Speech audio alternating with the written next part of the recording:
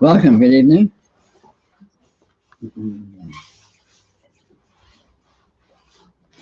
Actuality, what actually exists, is entirely transcendental, is entirely inconceivable, is entirely beyond modeling or structuralizing in any way approaching it, except in terms of itself, except in terms of what it is. Now, fortunately, there is nothing but actuality. There's nothing but reality. This is that. This is the completely transcendental. The only spiritual problem is it's not recognized. It's misinterpreted. It's interpreted in terms, in all sorts of terms. And, we're all familiar with how it's interpreted as space and time and causality and individuals in evolved simian bodies and so on and so forth. Political situations, all of this that we think constitutes the human situation. In actuality, none of that is what it is thought to be. Exists as such. What is actually here is entirely and utterly beyond that, and in no way corresponds to any of those descriptions. The spiritual problem is not one of changing anything, it's not one of transforming anything or getting from some condition to some other condition. It's a matter of recognition. It's a matter of recognizing and noticing immediately and obviously that it does not conform to what we ordinarily think it is. Nancy, don't worry about it.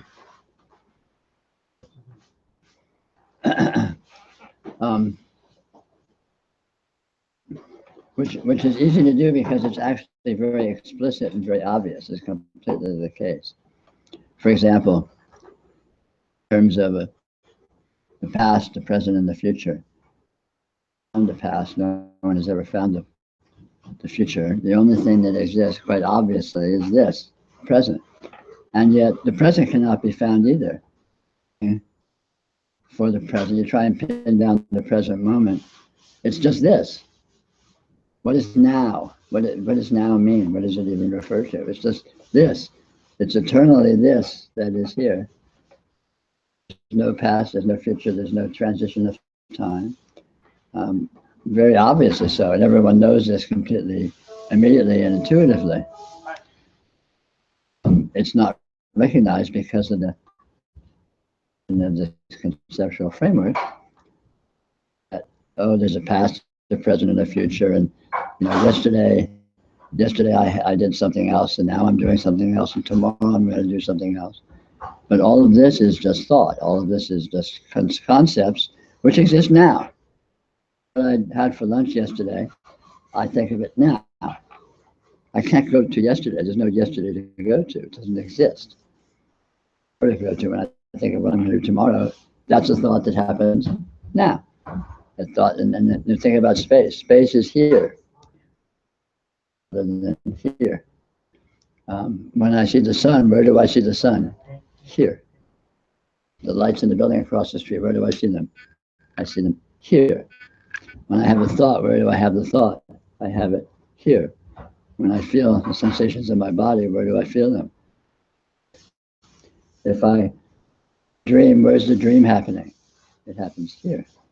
Always here, always now. This is completely obvious. I mean, it's a no-brainer. You don't have to think very hard. And yet, all of these elaborate superstructures, implying there's a there, there's a then-ness,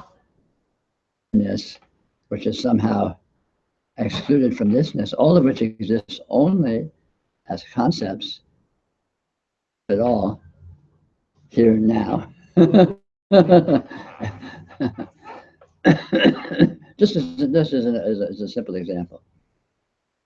And every other aspect of experience will, if upon examination, will be found to be very similar. Nothing actually functions or appears and disappears and so on and so forth in the way that we think it does, in the way we imagine it does, and especially in the way we describe it as doing. So all of our descriptions are erroneous. Accurate. They're all artificial and paltry, and in no way capture the actuality, which is plain to see. It's completely explicit.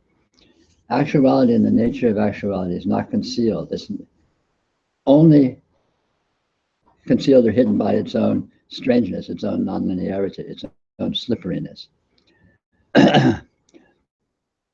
Properties of actuality that makes it difficult to get a handle on, difficult to approach, intrinsically unresolvable. If you try and pin down how anything is, or the way anything is, or what anything is, you look at it and yet you don't find it, which is a very peculiar circumstance. And this is found across the board. Anywhere and everywhere within experience, if you look at what anything is, you cannot pin it down, you cannot define it, you can't. It has no center, it has no core, it has no essential nature which differentiates it ultimately from anything else.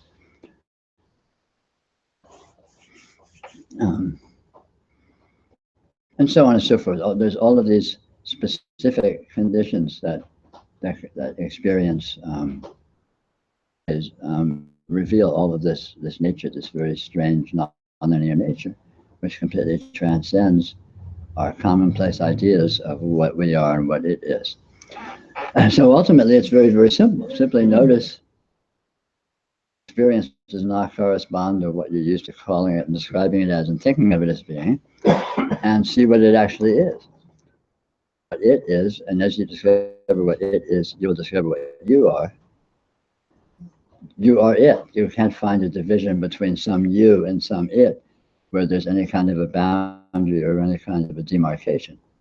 Continuum that is here, and this continuum that is here is inclusive. It includes everything. It's here, my thoughts are here. You know, the lights across the street are here. If it was bright out, the clouds in the sky are here, the sun is here. And the boundary between any of it, it's all inclusively present of my being in this continuum of this field that is here, this actuality. So it's very simple. Of course, the complexity comes in the details. Fixation on to our normal interpretive frameworks, our normal stories we tell ourselves about what we are and what things are. These things have a staying power simply because of a lifelong habit and so on and so forth. Yes, with continued and occasional observation of the actual condition, it's plain to see how erroneous and how partial all of these descriptions are. And as this is seen more and more clearly, the relevance of all of these ideas and thoughts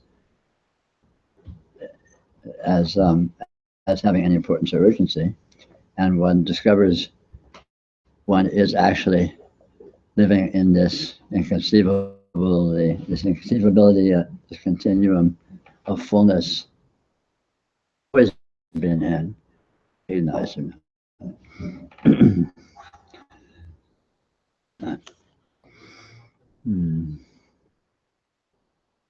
I leave anything out, Irma? Sounds pretty good. Okay. I'll be glad to discuss any aspects of any of this that finds interesting or seemingly relevant to their situation. Seemingly relevant to their seeming situation. What is it that grace is supposed to do? What is it that grace is supposed to do that make happen? Grants eternal bliss and liberation. Other than that, not much. But it's already that. Yeah, and that's the grace. the grace of actuality, the grace of reality is that it happens to be the way it is. And ongoingly reveals the way that it is. And so that's a continual showering and good fortune and opportunity that's just waiting to be recognized.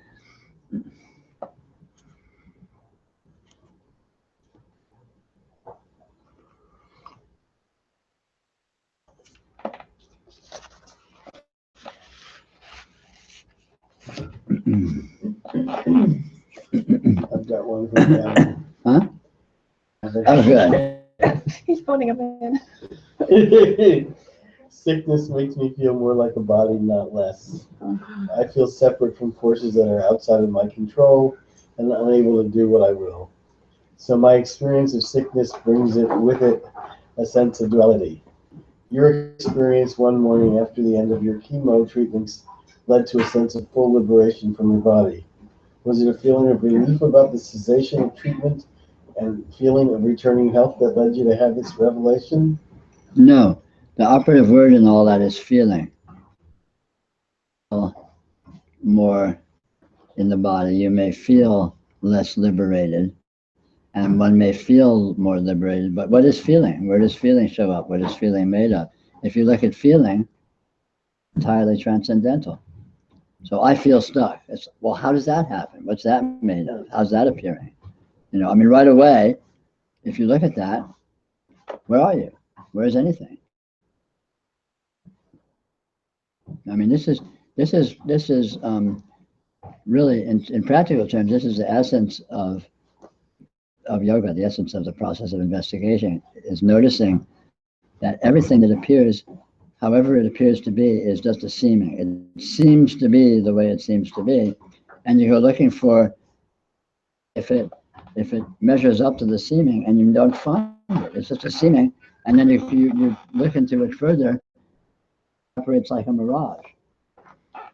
So, you know, I seem to be stuck. This seems to be a room. You know, this seems to be whatever.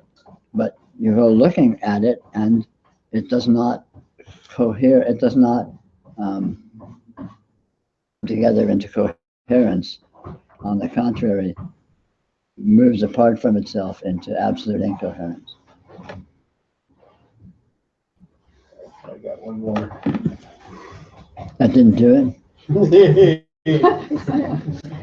That was my best shot. This is unrelated. Video I viewed recently on horse whispering. The teacher says the fundamental technique involves not engaging with one's thinking. In other words, not trying to think and not trying not to think and not trying to think. So I've been playing with that technique recently, and my sense is that when I do so, I become more relaxed and more present with the fullness of what is. I've also been considering, in this context, our past discussions on listening.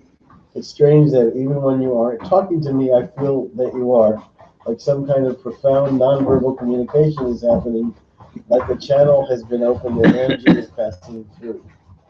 This sense is especially apparent in your presence. Perhaps your disengagement with what is arising simply induces within me a similar sense, and this is the source of the strange phenomena that I seem to experience. Or is this the source of the strange phenomena that I seem to experience through my relation to you? Questions there. The aspect about the horse whisperer who, you know, doesn't try to think and doesn't try to not think. Because trying to think and trying to not think on the supposition that it's possible to exert effort, it's possible to exert control, it's possible to have, you know, to make choice and have deliberate action and so on and so forth, all of which, of course, is a very elaborate, you know, not explicit, it's a very elaborate conceptual structure. Whereas experience itself has no conceptual structure behind it, it just is. And of course, noticing that allows you to settle more into that mode and less into the mode of, oh, I'm doing this and I'm doing that and I'm thinking or I'm not thinking, or as opposed to this, just this is present. Is there thought present? I don't know. Is there no thought present? I don't know. No question in actuality, no question can be answered. And so noticing that, of course, um, uh, enables letting go of this kind of artificial limitations and just settling into the open-ended actuality. In terms of the other issue of projecting things coming from me or something like that, what he's sensing is just the nature of this actuality. Or not, I am catalytic in that is irrelevant. It's still about him. This condition is palpable. The nature of it is palpable. The transcendental flow of it to wax poetic is palpable. And as one feels this, as one begins to notice this and acknowledge it and let go into it, very strong, dominant experience. I mean, it's not any stronger than it ever was, but it becomes realized as being present, and which enables it to be appreciated as being strong and powerful.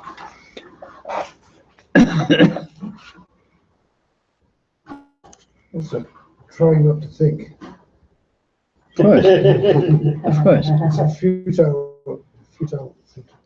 Well, and moreover, it's irrelevant. It doesn't matter whether thought is present or not. The problem is not the presence of thought, having a notion that you're doing it or you could not do it. When thought is present, you're not doing it. You're not doing the light that's showing up here, thought that's present in experience, or sound that's present.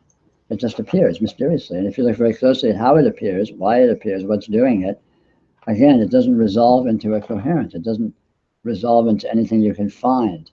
It just opens into actuality, but an open-ended actuality that is not anything in particular whatsoever.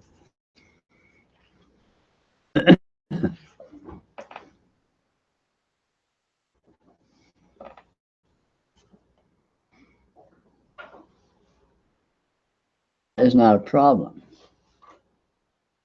Thought is just a presence of experiential characteristics, and experiential characteristics themselves are transcendental actuality. They are the very energy of reality, if reality had energy.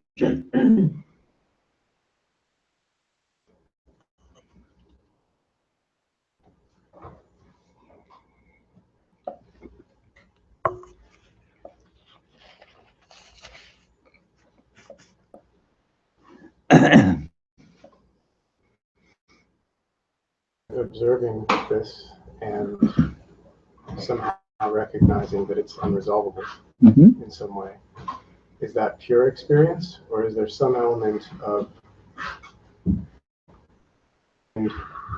understanding that and therefore letting go? Yes, all experience is pure experience. Even if the mind is understanding, even if there's heavy-handed interpretation, even if you put into that interpretation and cut off somehow from direct experience, that entire thing, reality itself, is never present, because what could it be made of? So everything is pure experience. Experiences, it can look like anything. It becomes anything other than what it is. This is the absolute, and it never becomes other than that. But it can look like anything. It can look like intense reactive emotionality. It can look like rages. It can look like complete insanity. But all of those are nothing other than transcendental expressions of reality. So it's not a matter of a gamesmanship of finding some superior condition or some more naked way of being with this. Although stages of the yoga, it can be useful to go to a more obviously naked experience, just to sort of what's the word? To sort of train in its flavor, to train in its nature, and then experiences that are more interpreted like thought or reactive emotion or something can ultimately be seen as being the same thing. In other words, it's more difficult for in the earlier stages of an exploration to try to tackle thought, intense thought or reactive emotion or, identified conceptualization in nature, because one will tend to be sucked into one's habitual with it and be essentially blinded. But even when that's happening, you're not actually blinded, because open-ended reality is always present. The problem is not its presence, the problem is not noticing it or appreciating it, not recognizing it, you could say.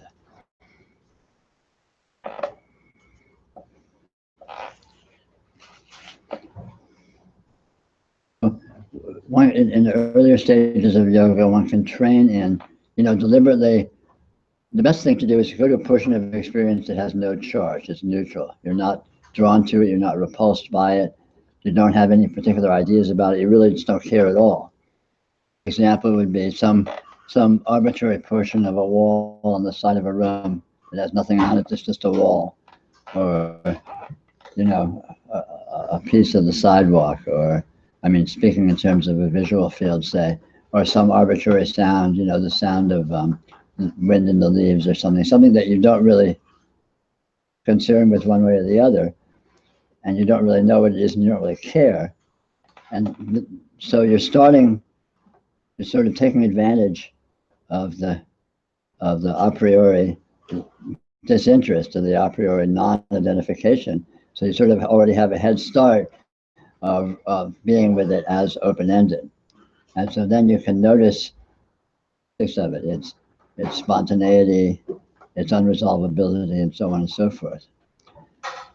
And simply by doing so, one develops a sensitivity to recognize things, which will enable one to recognize more challenging types of experiential characteristics that tend to be more seductive, that one tends to jump into identifying or experiencing as one having a relationship where there's some urgency about it.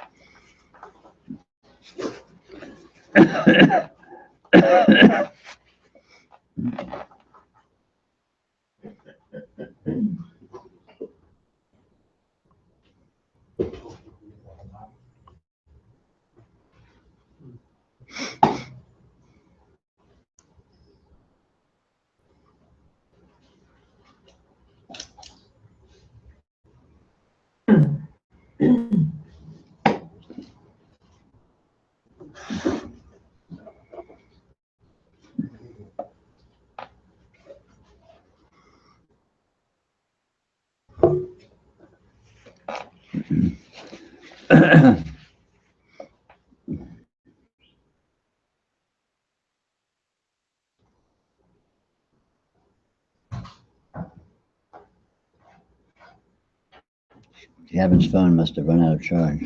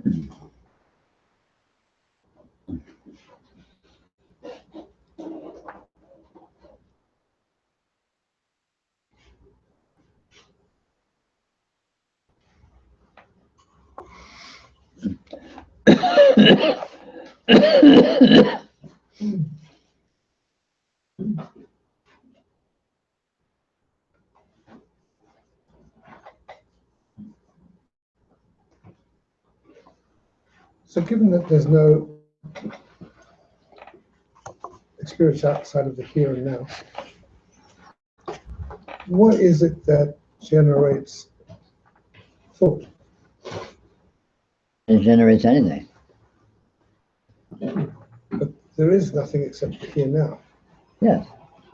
And thought is just more of that, of course. But what generates it, I mean, why do colors appear? Why does light appear? Why does color seem to be color? Why does light seem to be light? Why does... Well, I can put all sorts of physics to that. Yeah, but the physics is concepts that are appearing in your mind here and now. Yes. And the concepts you've been trained in, or you've been exposed to, and they aren't the thing itself. The thing itself is inconceivable. The explanation of the physical of the theory of physics that supposedly describes it does not actually describe it. Physicists don't really know what anything is. They just have very elaborate and sophisticated theoretical descriptions of how it all works. But when you get to what is a photon? What is space-time? What is matter? These questions have not and will never be answered. Well, my experience in the here now seems to accept on a gross level that they have been answered. That color is a subject of light splitting up and reflection and so on and so forth. I haven't got a concept of why I have these crazy thoughts. Yeah, but if you did have a concept, that would just be another concept. And the concepts of how light works is just more concepts. And so where do they come from? Well, we as existence, as humans, or as the world, or whatever it is, have worked very hard to try and explain where we are. Sure, absolutely. And somehow or other, in the 4 billion years or whatever it is since the world started, we haven't come up with a concept of my crazy thoughts. No, but the concepts we've come up with of anything else is equally hypothetical. It's all hot air. So whether or not there's concepts of thought appearing is not a special case. It's a different case. Well, it's not. It's all the same. I know that. But it's different in the sense that how light appears is different than how sound appears, seemingly, but in actual fact, it's exactly the same. It's exactly the same. Light appears the same way sound appears, same way sensation of touch appears, the same way thought appears. Being itself appears, and it's a mystery. I mean, how is being? I mean, go back to the Big Bang. It's like, oh, okay, yeah, there was this big explosion a long time ago, right? It's like, okay, yeah, that makes a lot of sense. Where was this big explosion? When was it? How was it? What was before it? What was after it? I mean, the whole thing it bootstraps itself up without actually answering any questions. But that's all science can ever do. Science can never get to, because of the intrinsic nature of unresolvability, science can never answer the question. Science will always be the current cutting edge theory. The current cutting edge theory, when Newton was along, the current cutting edge theory was Newtonian physics. And then, Einstein and those guys come along, and all of a sudden it's relativity and quantum mechanics. And now, in another 100 years, it's going to be some other theory. And another 100 years, it'll be some other theory, if there's any humans left, and so on and so forth. But there will never be, and this is the way it really is. Because this is the way it really is, amenable to being captured in words or concepts. That it's curious that thought seems to bootstrap itself up a pretense of being conceptual, as a pretense of being referential. So thought pretends to be about something, and thought pretends to be logical and pretends to have this structure. And why that should be so is, again, of course, like any question, you're never going to get an answer. All you can really say is that it seems to be intrinsic in the nature of things that it seems to appear that way. And again, you're left with seems, which isn't is not very powerful or satisfying. It's as powerful as we get. Yeah, well, it is. It's as powerful as it gets. Well, there's some thought that is logical. That Sure. makes sense within a framework of logic. Sure, There's other thought that isn't, sure. and There is other thought that isn't according to that frame of logic. And there's other thoughts yeah. but that same thought would be logical in some other framework, within which the logical thought that was logical within the first framework is not logical. At some point we accept a seeming truth from thoughts. Sure. But, which is fine in practical terms, but in terms of approaching reality, it's useless. It's worse than useless. Well, in terms of reality, truth is an important concept, and feeling and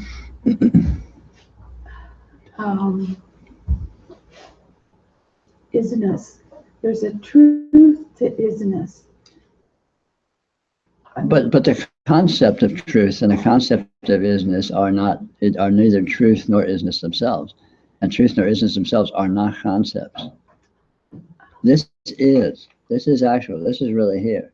Okay? It's not a thought. It's not a concept. Is it true? Is it true? By definition.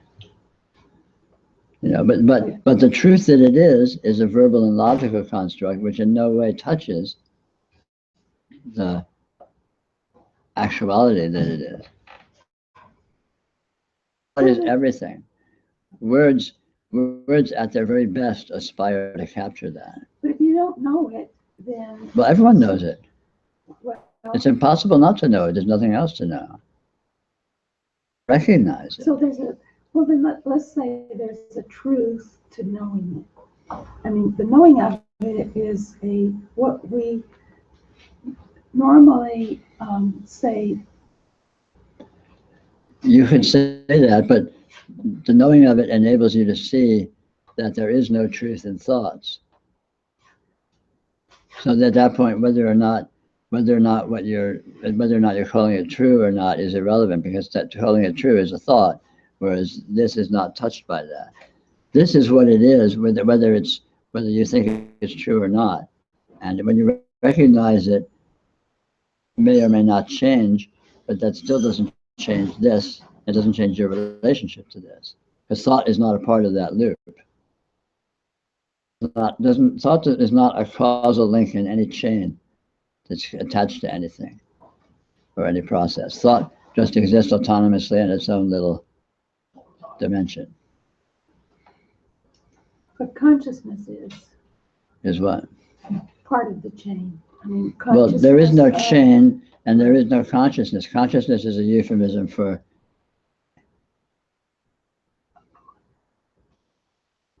Is it in a recognition of the actuality? Well, it may be, but calling it consciousness and supposing that's meaningful concept. You can't find any consciousness. There is any. Well, if you're not conscious of it, then is there experience of beingness? The experience of beingness is,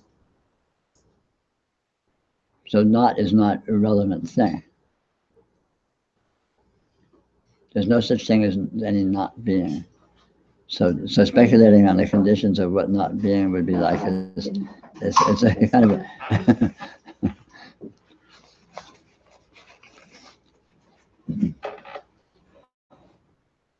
saying, but it's important to understand that these concepts are useful only at looking in. They're useful for people that don't notice the actuality itself. Once you have the actuality, then the concepts become irrelevant.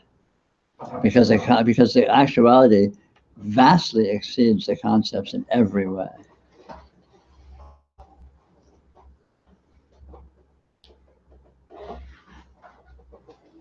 It's like imagine a kindergartner's idea of what sex is compared to experienced.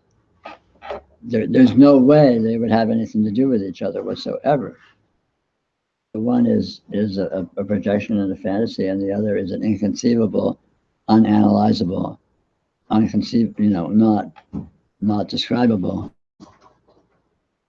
rich actuality, which of course is true of any actuality.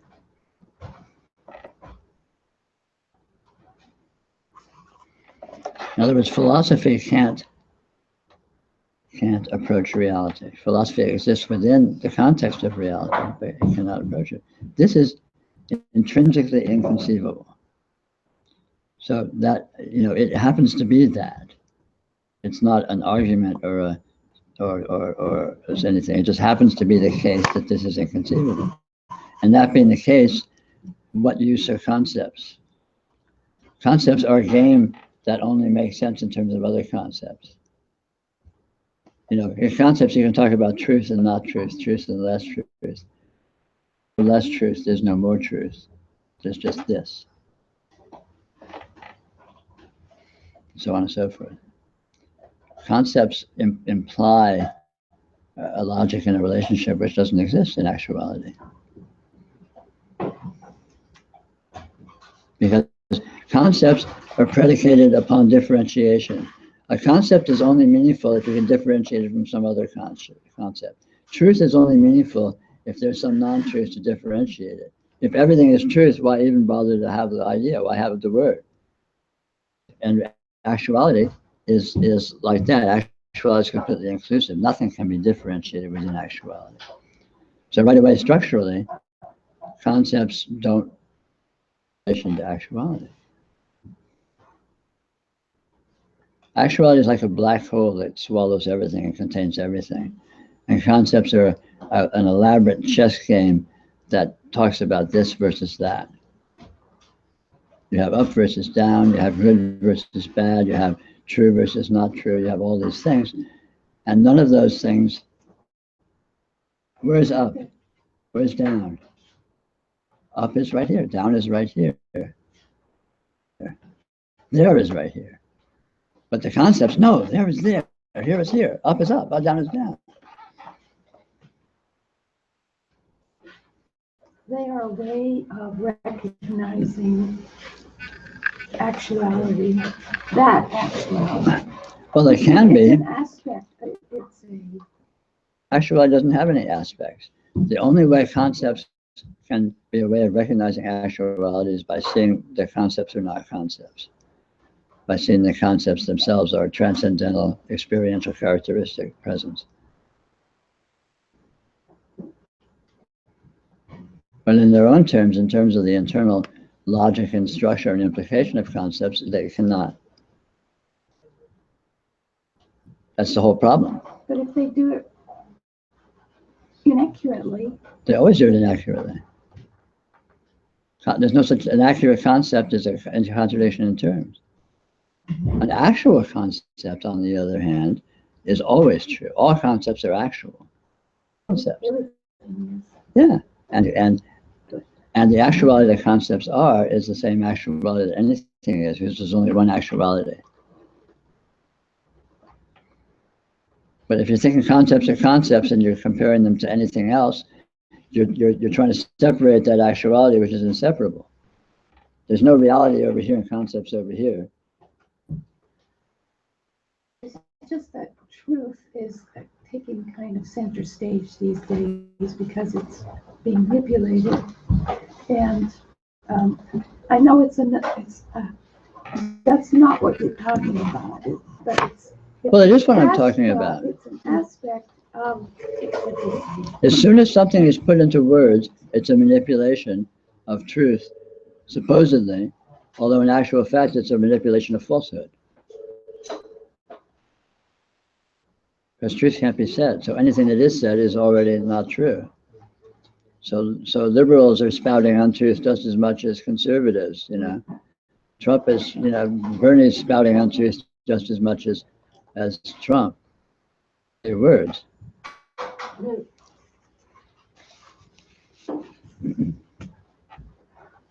Because words do not, what is here is not correspond to the words. And anyone that pretends they do is lying to you. I mean, not necessarily maliciously, but in fact.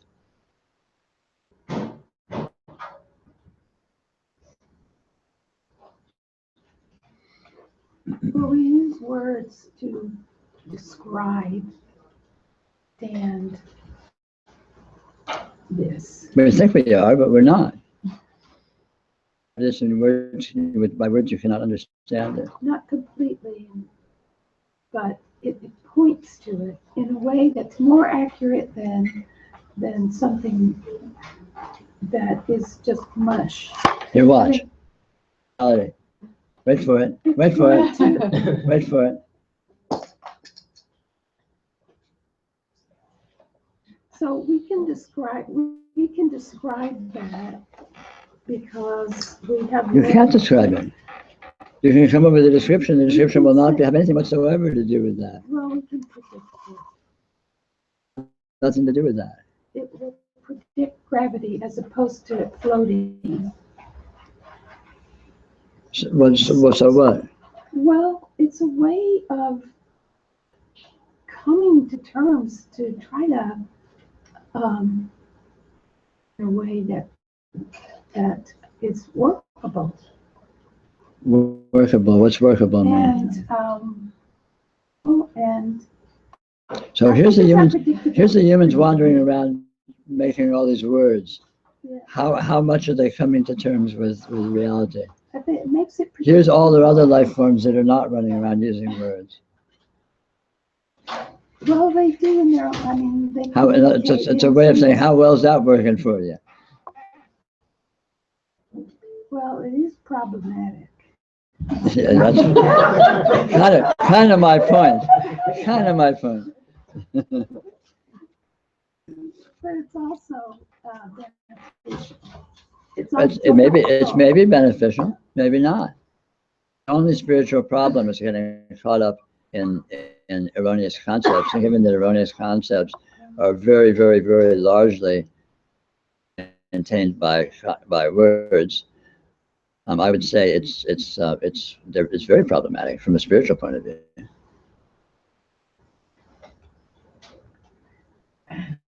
Well, in terms of being problematic,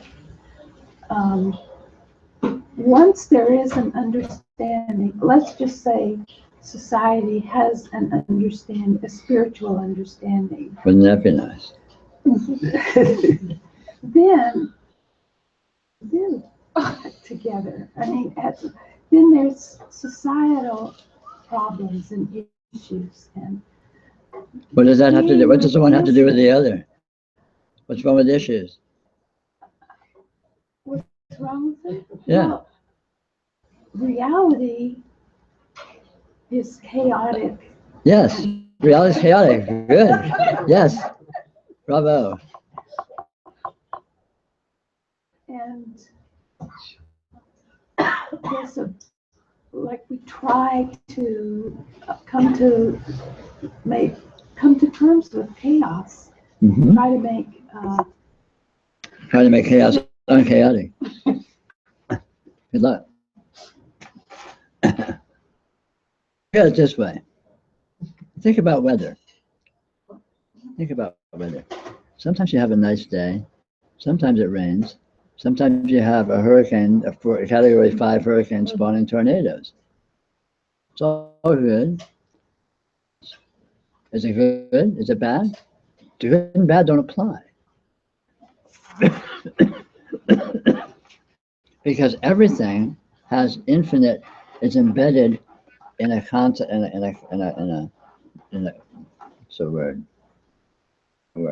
a context of infinite interaction, you could say, seemingly.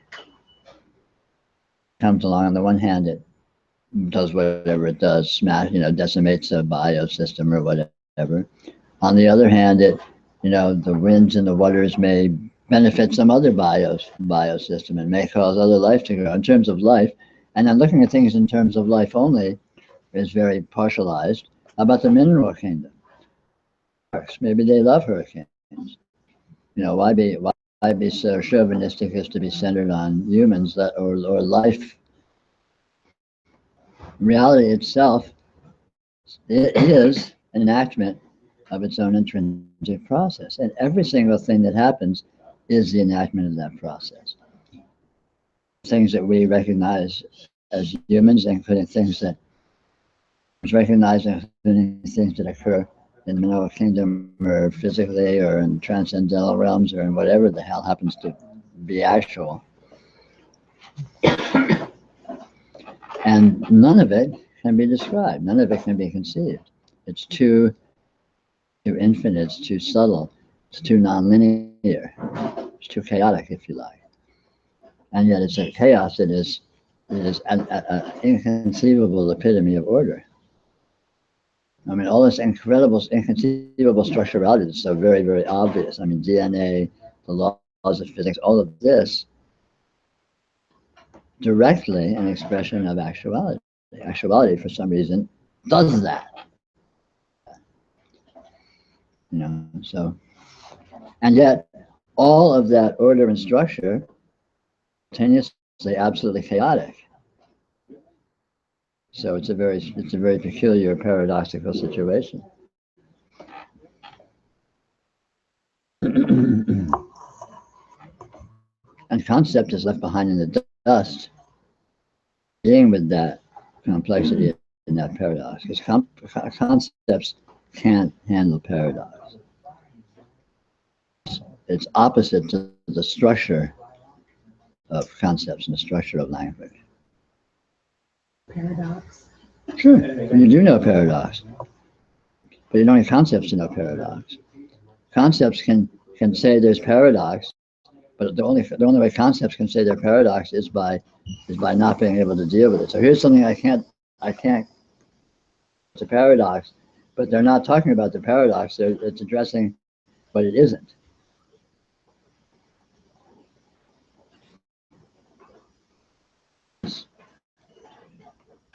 Structure and, let's say, call it structure and chaos are one and the same thing. In no way are they even slightly. Whereas concepts say, oh, structure and chaos is the same thing, so that must be a paradox. Saying it's opposites, but it's the same thing. Whereas in actuality, there's no opposites. Actuality doesn't even go to the step of saying they're opposites. It just is. Nothing is opposite from anything.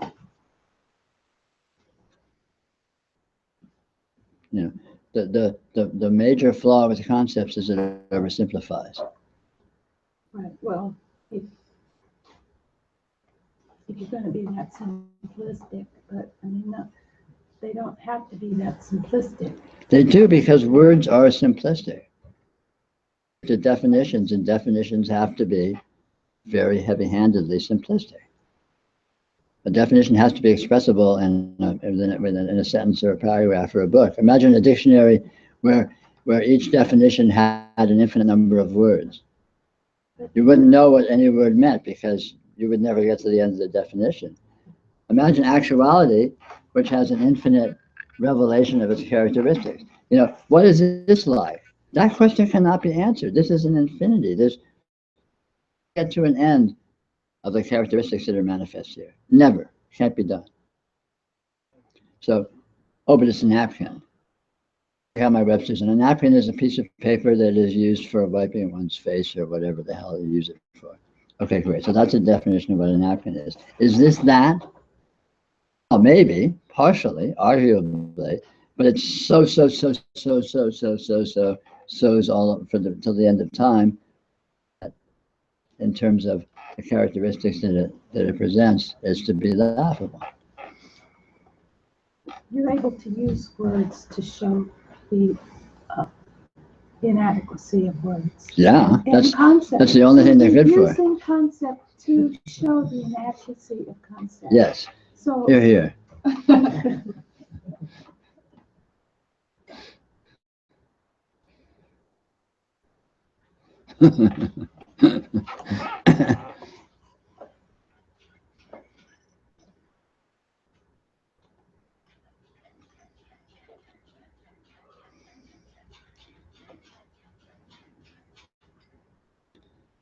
Thought is very, is very insidious because all our lives we've been trained to refer to actualities. And this is a fundamental fib. It's fundamentally untrue. Referential. Thought doesn't refer to anything. It pretends to refer to conditions, and it claims to refer to conditions, but it does not actually. Say, oh, this is an African. This is not an African. This is inconceivably more than being an African. The universe. And this is literally the entire universe. Not figuratively, not poetically, literally. The universe, right here. Think that. Oh, it's just an African. You look up the definition of an African in Webster's, it's not going to say the entire universe. It should. It should. No, really. I'm not kidding. I mean, it should. Yeah, I mean, at the beginning of every dictionary should be a disclaimer that words refer to inconceivable, inseparable continua, which are entirely ungraspable and unanalyzable. And so this reference is partial and approximate only. There should be like a disclaimer, like a release form, you have to sign, before you read the dictionary. But that doesn't happen, does it? This is that. And so there's this protracted lifelong indoctrination in language and concepts that we've all had thrown at us since we were 3 months old. And it's all inaccurate, and we were never told it's inaccurate. We have to figure it out ourselves. So I'm trying to even up the score here. Equal time.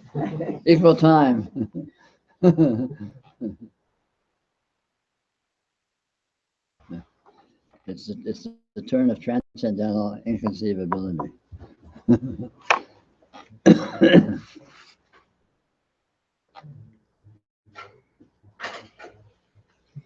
I would like to go back to truth, just to talk about truth itself. Mm-hmm. That we can only work with what we have. I mean, Yes. we do have words. Yes. And it's a do we have words? Well, words appear. Words help to point to things that there's some kind of communication happening. So there's a recognition of as close as you can come to what one person is experiencing with another, without getting into the issue of whether there's somebody else there or not. Let's say right. Even there is. Okay. So what about that? Well, so. Then what? Okay, so we each have our own experience, which is so different than everybody else's. Maybe. And yet, it also has a kind of similarity. Maybe you can't know that. You can't know that. There's resonance. Well, there's resonance, but resonance is a property of actuality. Well, everything resonates. Such a way that there's recognition of something being accurate. It's truthful. There's accuracy, and there's agreement. Yes, this is right. This is true. I mean, if we don't. Or there's disagreement. But let's say, if we just throw that out with the bath water, then what are we left with? And I'm not saying to throw anything out. I'm saying to see what it is. well, I'm not saying to I'd stop like to using words, to see that words are completely inaccurate. well, given that, and given the difference in our experience, then it is difficult. Well, we can't know the difference in our experience. You can't know if your experience is different from anyone else's or not, because you can't have access to what their experience is. About things I don't have a clue to what I've never experienced, then that tells me they're experiencing something that I Maybe not. Maybe they're just using different words. Or if they're using the same words, they may be talking about something completely different, and they're just using the same words. Just because the words are the same doesn't mean experience is the same. This is a fallacy that occurs across the board in human society. In political parties, people talk, I have this, you talk about this principle, and everyone else says, yeah, right on, I'm all for that principle. But what one person means by that principle is entirely private to them and their experience, and is completely unique and different from what anyone else means by that experience and by that notion, and so on and so forth. So because the words are the same doesn't mean the experience is the same. Different, but you can't know. So it's absolutely irrelevant. You can't know what anyone else is experiencing, or even if they're experiencing. Well, when you can't know about things that I don't experience. You don't experience them because they're putting it differently. Maybe it's exactly what you do experience. It's like that in spirituality. I can't think of the word right now, but when you're clear while you're dreaming, clear, lucid. Okay, lucid dreaming. Now that's something that you hear about, it's talked about, and it's experienced, or it isn't. So that tells me that there are experiences that I don't have.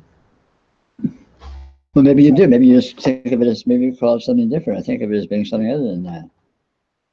Maybe the way you would describe it doesn't correspond to the way they would describe it, so you think that it's something else. Realization is like that.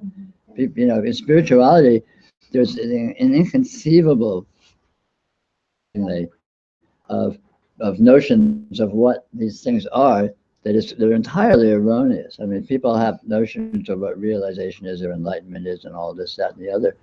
And I can tell you for a fact, if anyone thinks it is, period, in major ways, realization and enlightenment is normalcy.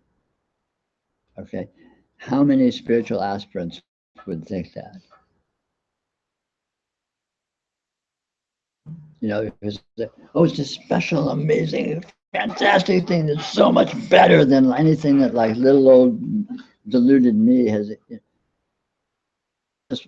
You're just caught up in all sorts of fantasies, and I'm caught up in fantasies, but I know they're fantasies, so I'm not caught up. It's just, well, it's active and it spins out all sorts of unending bullshit on an ongoing basis.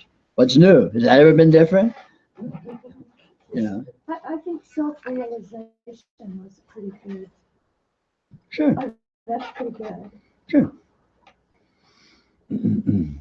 So is that just the fundamental realization? It's just what's that? That concepts are just part of the experience.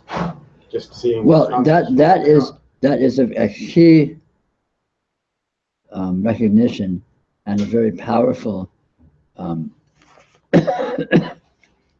could say,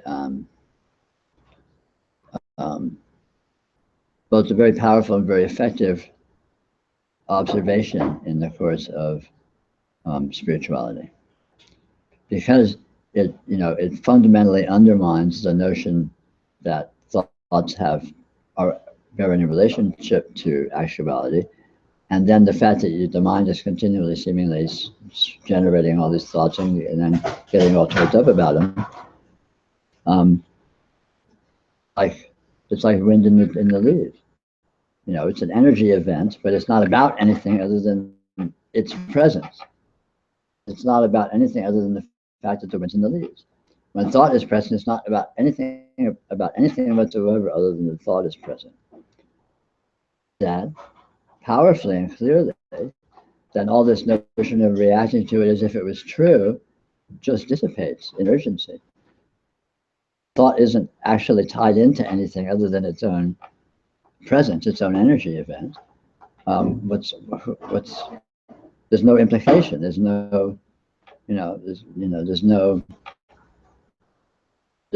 no repercussion.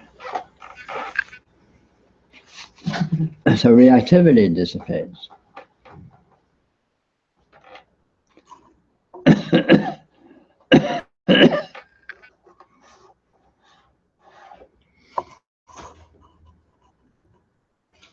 I would like to hear your description of truth. Truth is presence. Presence. Now as for my description of presence.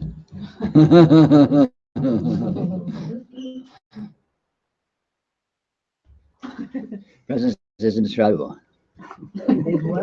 Indescribable. But it's immediately and self-evidently actual. It's immediately and self-verifyingly true.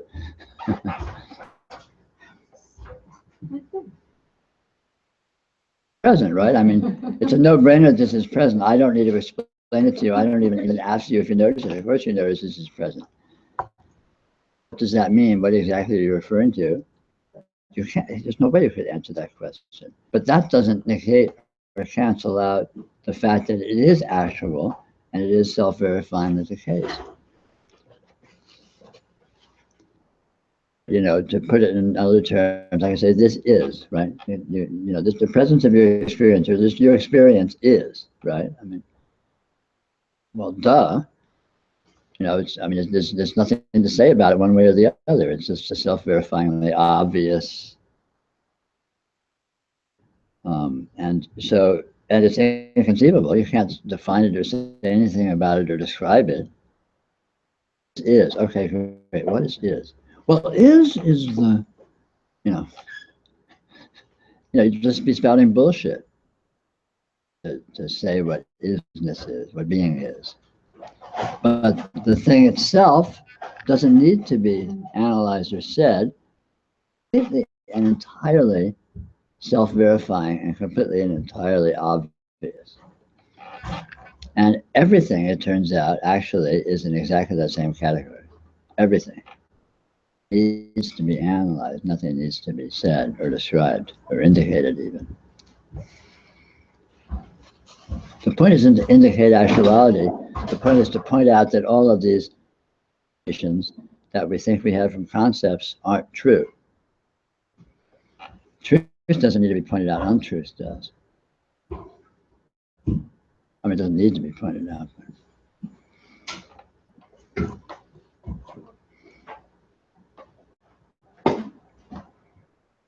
Truth is what's left when untruth is, evaporates, disappears.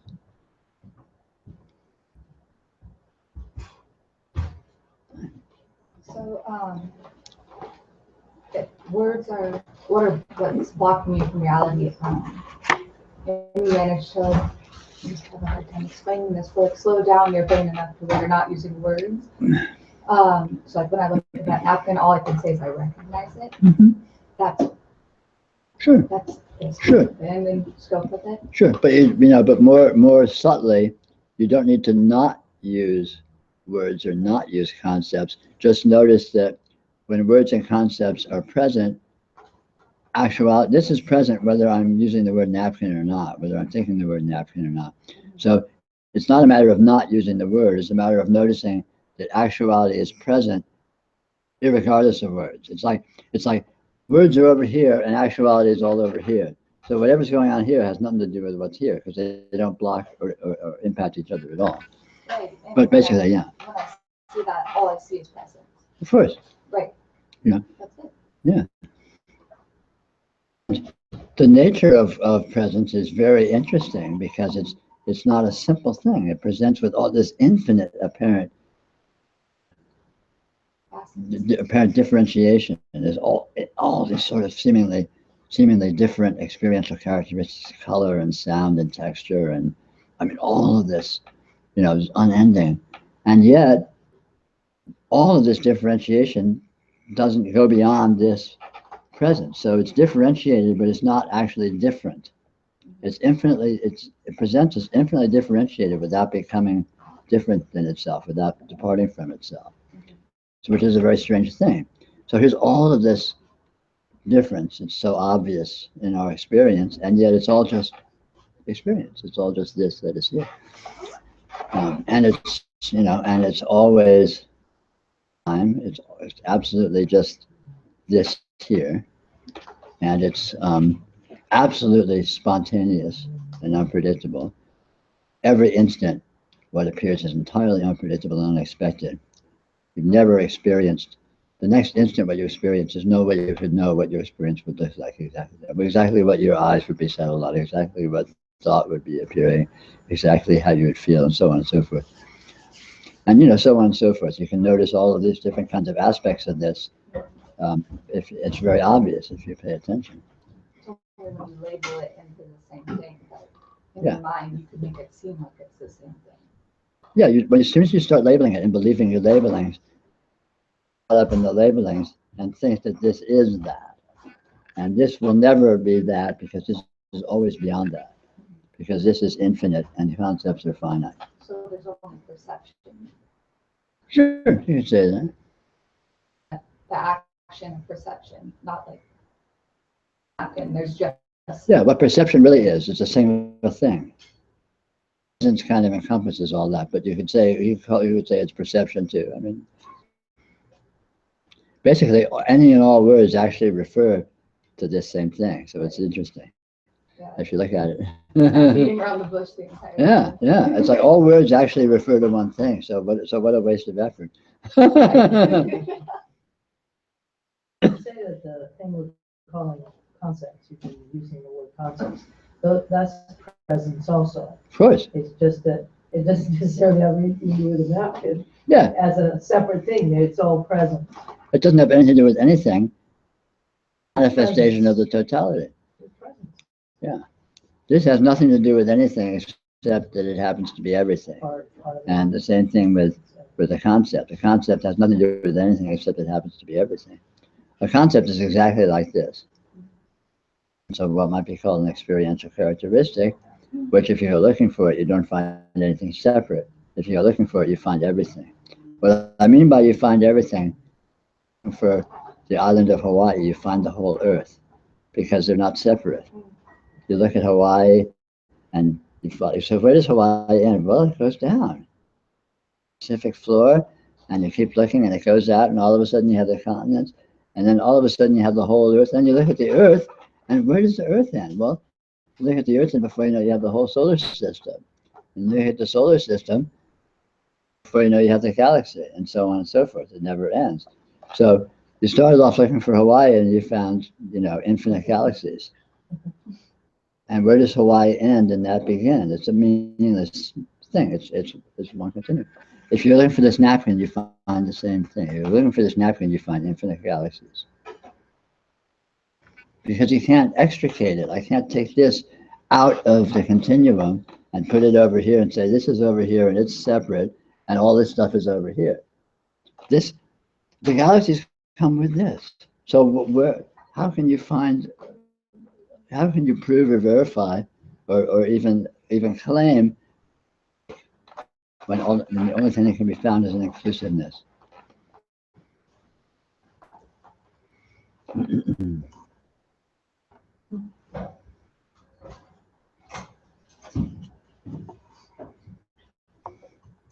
It's kind of convenient. You don't need a spaceship. Want to go around the galaxy? The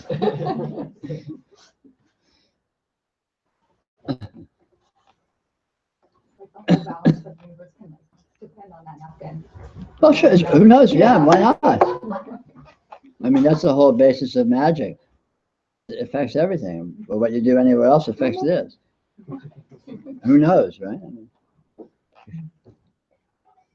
So when you say it's transcendental, it's not really that we're perceiving things differently. no. It's that I still divide things with my mind occasionally. Yeah, it's always been transcendental, and even dividing things is itself transcendental. Because look at when you look at yourself doing that, how does that happen? What is that? I mean, it's miraculous.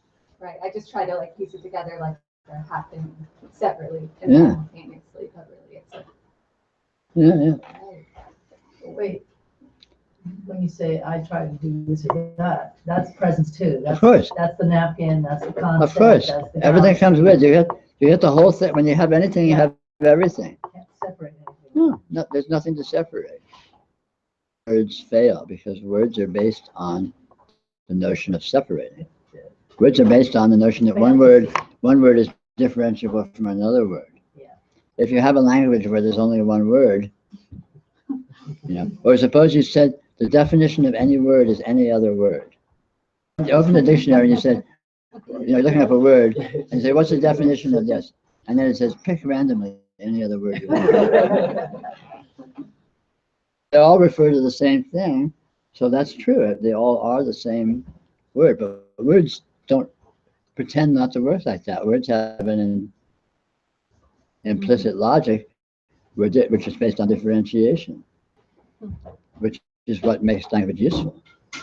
But differentiation is not an actual quality of reality. Multiplicity is, but not differentiation. It's very strange.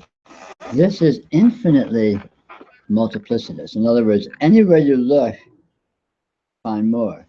And if you take a small portion of that, you look closer, you find more. I look at my hand, I'd find, millions of cells. I pick one of the cells, I look close enough, I find millions of atoms. I take one of the atoms, I look close enough, I find, who knows what. But it's just, you never get to a bottom. When I'm looking at a cork, where'd my hand go? Or I zoom out and look at my hand and look from farther, and I'm seeing all of California. And look from farther, I'm seeing the Earth. I look from farther, I'm seeing, the solar system and the galaxy and so on. Where'd my hand go? It's right here. It never went anywhere. All comes with. That's all right here, right now. But words, no. A solar system is different than a hand. A galaxy is different than a solar system. It pretends to draw, be able to slice off between these layers and create different things, different layers. Actuality doesn't work like that. Actuality is an inclusive continuum.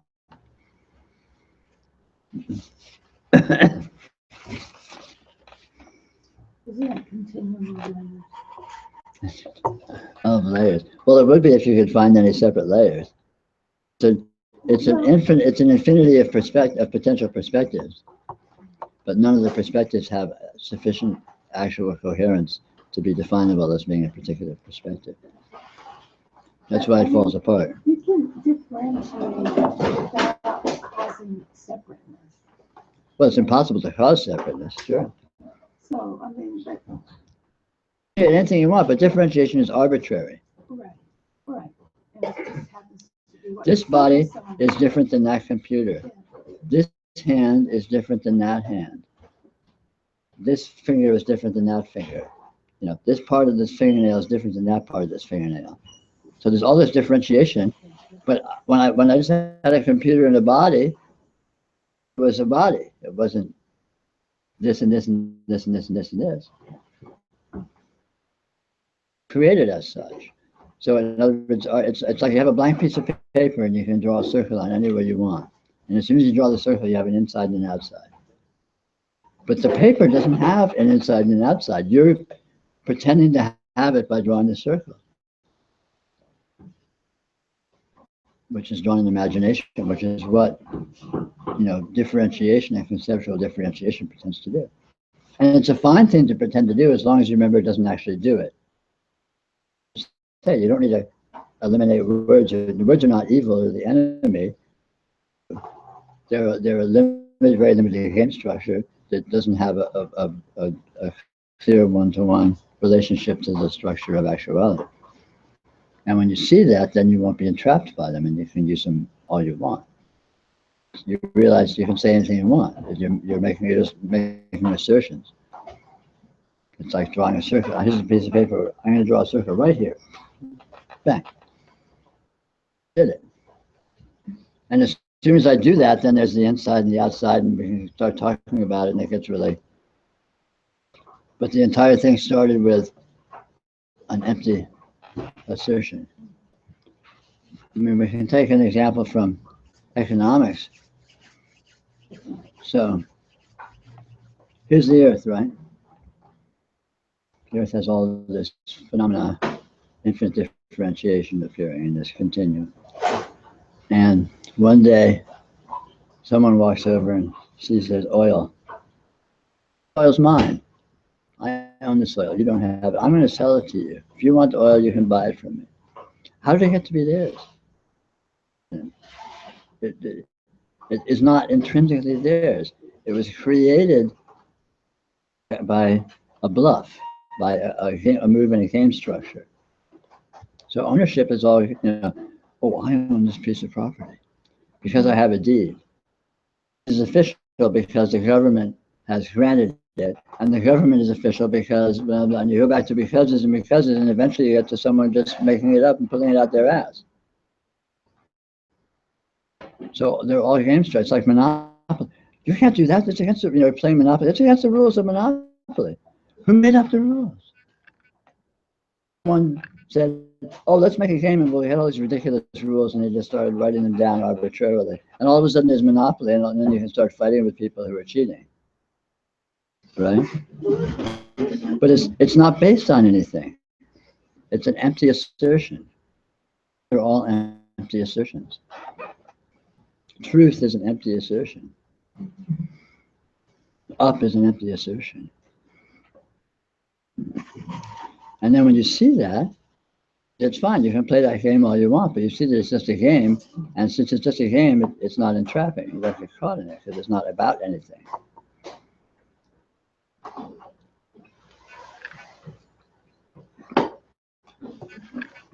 That's why lawyers can have a job. Sure, they know that. That's the law is very explicitly based on that whole mechanism. They play games with the structures that were established by prior games. So there's precedent, which is the games that have been played in the past, which are accepted as the current rules for the way games can be played now, unless you're clever enough to be able to change them, which sets new precedent, and then the future games can be played with regard to that precedent. It's all completely arbitrary and imaginary. It's all just created by assertion.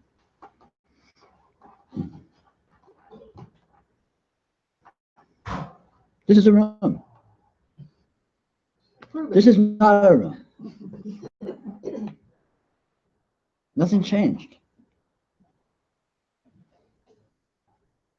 I'm having a great time.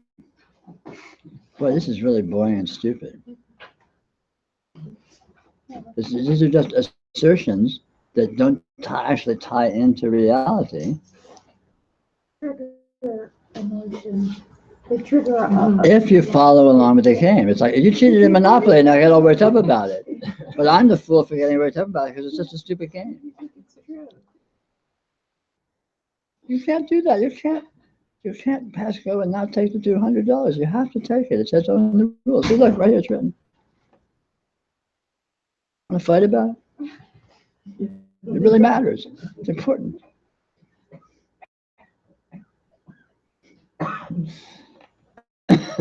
Regarding agency, it seems much more natural for me to lean into the fact that I'm doing everything else as much as my thoughts, rather than, seeing that I don't have, not doing my thoughts. Yeah, it's arbitrary. Since it all works the same way you want in terms of how you bias it. So I can say I'm doing everything, I can say I'm doing nothing. And you haven't actually changed it. It's what it is isn't changed. If you look closely in terms of agency, in other words, what's doing things. So here I picked up this napkin, right? Okay, so I can say I did that. That's agency. I decided to pick up the napkin and I picked it up, right? But on the other hand, if I look more closely, where did the idea to pick up the napkin come from? had that idea before I had it. It's like, in 5 minutes, I'm going to have this idea to pick up a napkin, and then I'll pick up the napkin. It didn't happen like that. It just, at some point, the urge mysteriously appeared, and then the action followed. So if I look very closely, even though I did it, I definitely, here, watch, I'm picking it up. I'm going to move it right now. I'm going to move it left now. Fooled you. So see, but if I look more closely, it's subtler than that. It's not very simple. If I claim I did that, where did it really come from? Point, there was nothing like that present in my experience, and at some point something emerged that led to that action. The whole thing is very mysterious. It's a mysterious flowering forth, just like the mysterious flowering forth of anything, the mysterious flowering forth of the light that's showing up in my field of vision and so on. You know, where's the light coming from? Where's this particular from? They just appear mysteriously. Action and willpower, choices, seeming choices. You know, you decide, oh, I decided to come to the talk tonight. Looking back closely, at some point you hadn't, and at some point some mysterious thing occurred that felt like wanting to go to the talk or whatever. So the simple, oh, I did that. I decided to do that. Again, if you look at it, it proves to be very subtle.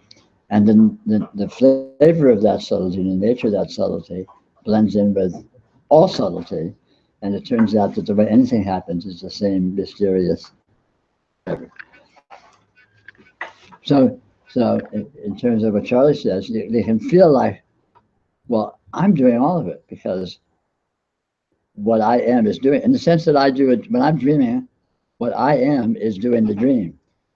Me that's in the dream that's not doing the dream, that's sort of stuck with the dream. At the same time, if I look closely, I notice, in actual fact, I'm dreaming. I could dream anything. I happen to dream that. So, you know, you didn't do my dream, I did it. And yet, again, if I look closely, it doesn't feel like I'm doing it. It just feels like it's there and I'm wandering around in these weird scenarios or whatever, right? And so likewise, you can look at this experience the same way. You can look at it as, well, you know, here I am here doing the things I can do, but I'm subject to all of this influences from outside that I'm not doing, which is probably a more typical consensus reality worldview. But if you look more closely, like Charlie suggests, you'll notice that, in fact, what I'm doing and what supposedly is just happening exactly the same way. So whatever's doing that is the same action, the same condition. Is it me? Why not? Less me than anything else, because again, if I go looking for me, the same thing happens. When I go looking for me, I find all this. So. Would you say that the difference in feeling tone between I'm doing everything and I'm doing nothing will even out as more sensitivity is developed? I would say it becomes less relevant what it does. You just sort of drift arbitrarily into various, degrees of bias. I think it's good to explore that issue and notice the viability of either perspective, simply as an antidote to the normal view of it. No, it's this way. It's not that way. What are you, crazy?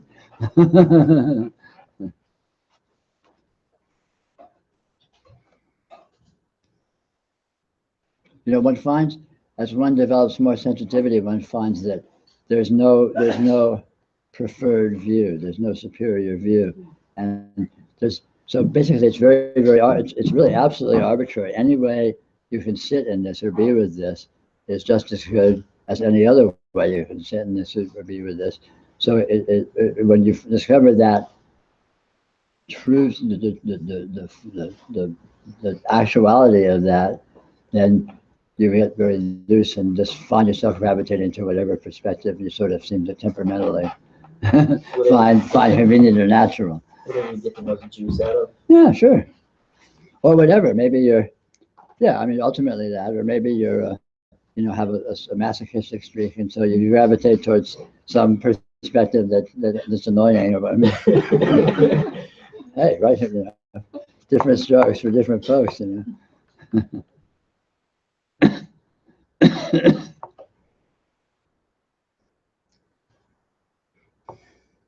Well, if agency is happening from chaos or intelligence, or however you want to differentiate, you don't know. Yeah, sure. But again, bothering to go to chaos or intelligence or agency or anything is splitting hairs that are basically unsplittable. Well, we've been fed such an enormous pie. A About, bill of goods, you might say, pack of lies. about like the spiritual holy quality of presence Sure. and how it manifests, as if inspiration is coming from some transcendent, glorious holiness. Mm-hmm. And I mean, when I look at things that just appear, they're pretty scary. Well, but what does scary mean? Well, they're just all over the place. As opposed to what? Thinking As that- opposed to our social situation, as opposed to our government situation, as opposed to our health, as opposed to our aging, as opposed to. I had a insight to,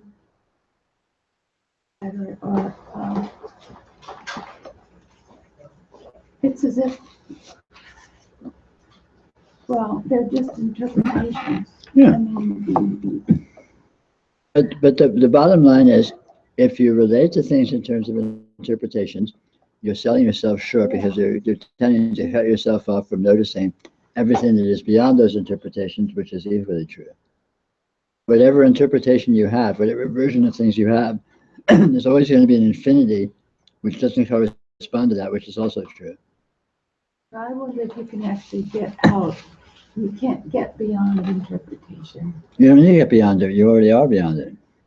Interpretation is a small thing, and all this that is out here, the context within which interpretation appears, is beyond it.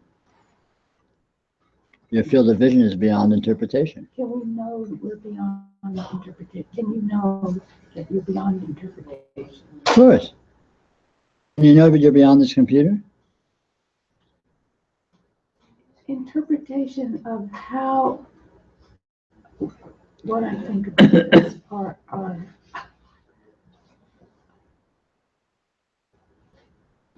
relationship to it, or what it is to me, or what it is. What it is. I feel you. What it is.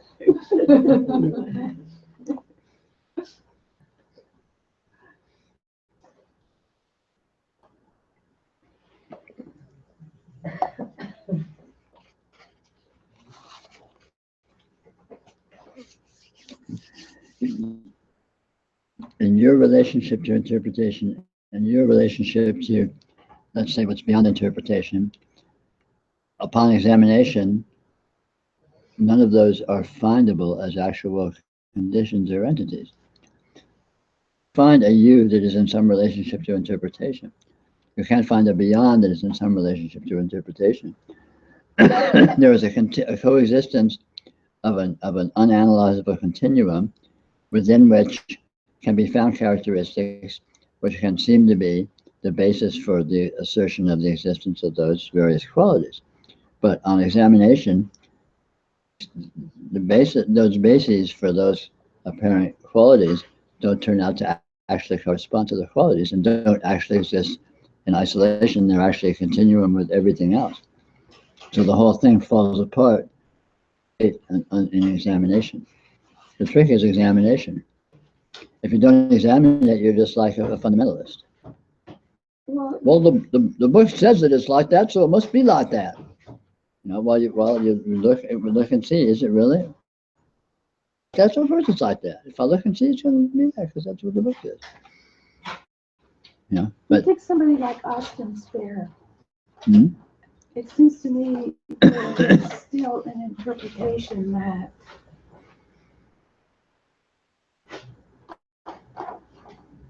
that made his relationship to what is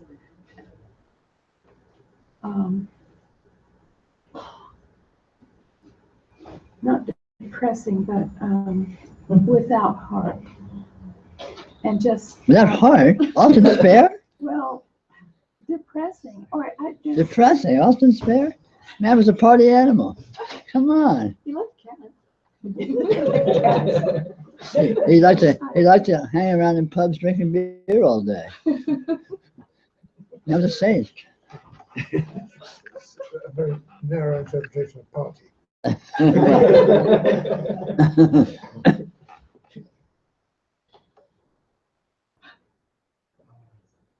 Anyway, it's about quitting time, so I'm going to pull the plug. Saved by the bell.